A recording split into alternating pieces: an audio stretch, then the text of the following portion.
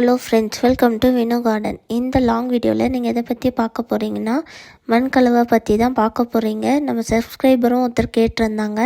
அது மட்டும் இல்லாமல் நிறைய பேருக்கு இது உபயோகமாக இருக்கும்னு நான் நினைக்கிறேன். நான் எந்த மாதிரி மண்கலவை கொடுத்துருக்கேன் ரோஜா செடிக்கெலாம் அப்படிங்கிறது உங்கள் கூட இந்த லாங் வீடியோவில் டீட்டெயில்டாக ஷேர் பண்ண போகிறேன். நான் ஒரு நர்சரியிலேருந்து பிளான்ட்ஸ் வாங்கியிருந்தால் டெரேஸ் கார்டன் அப்டேட் வீடியோவில் சொல்லியிருந்திருப்பேன். அதை தான் இன்றைக்கி நான் ரீபார்ட் பண்ணி வைக்க போகிறேன்.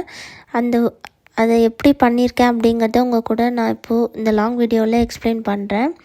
ஃபஸ்ட்டு செம்மண்ணை 100% இருக்கும்போது செம்மண் ஒரு 50% எடுத்துக்கோங்க. மீதி இருக்க 50% பார்த்திங்கன்னா 25 பங்கு மாட்டு எரு எடுத்துக்கோங்க. நல்லா காஞ்ச எருவாகவே எடுத்துக்கோங்க. ஈரப்பதமாக இருந்தால் பூச்சி தாக்குதல் அதிகமாக இருக்கும். காஞ்ச மாட்டு எருவே கலந்துக்கோங்க. கூடவே பார்த்திங்கன்னா கொக்கோ பீட் ஒரு 25 பங்கு எடுத்துக்கோங்க. இதில் ஒரு 10% வேணால் வேப்பம் புண்ணாக்கு மிக்ஸ் பண்ணிக்கோங்க. ஏன்னா ஃப்யூச்சரில் பூச்சி தாக்குதல் இல்லாமல் இருக்கும் ரோஜா செடி. அதுக்காக வேப்பம் புண்ணாக்கும் கொஞ்சம் ஆட் பண்ணிக்கோங்க.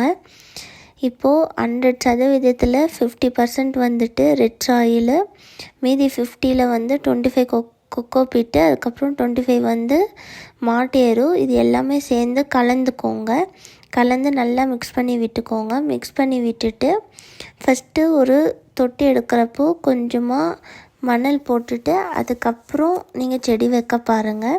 இதுதான் என்னோடய சாயில் மிக்சிங். இதை நீங்கள் பயன்படுத்தி பாருங்கள். கட்டாயம் உங்கள் ரோஜா செடியும் நல்லாவே பூத்து குலுங்கும் நான் நம்புகிறேன். இந்த வீடியோ உங்களுக்கு இன்ஃபர்மேட்டிவாக இருந்தால் லைக், ஷேர், கமெண்ட் பண்ணுங்கள். முக்கியமாக உங்கள் ஃப்ரெண்ட்ஸுக்கெல்லாம் ஷேர் பண்ணிக்கோங்க. சப்ஸ்கிரைப் பண்ணிக்கோங்க வினோ கார்டன் சேனலையும்.